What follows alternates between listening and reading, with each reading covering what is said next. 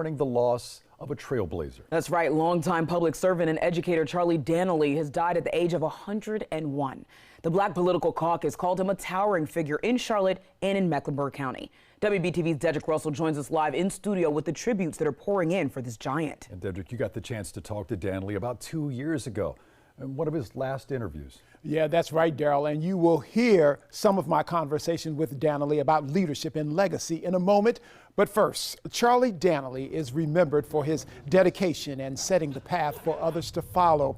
He is a Korean War veteran. He was born in Bishopville, South Carolina, and in 1962, he graduated from Johnson C. Smith University. He was a teacher and principal of West Charlotte High School.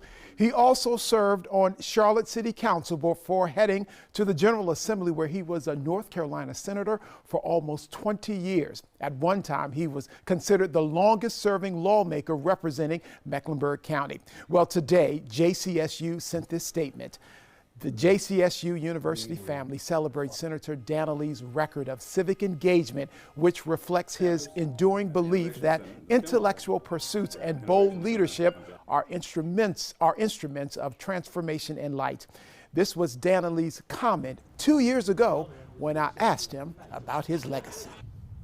Other people say I have a legacy. I don't. That was my life. I did what I could do and what I needed to do, and any way I could help someone, I would.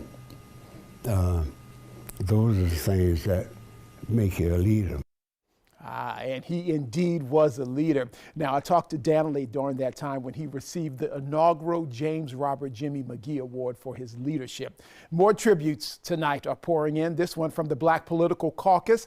Mr. Dannelly was a steadfast advocate for education, civil rights, and affordable housing. We extend our heartfelt condolences to his family, loved ones, and all who were touched by his service. And of course, we will keep you posted when funeral arrangements have been made. Back to you, Siobhan. Dedrick, thank you.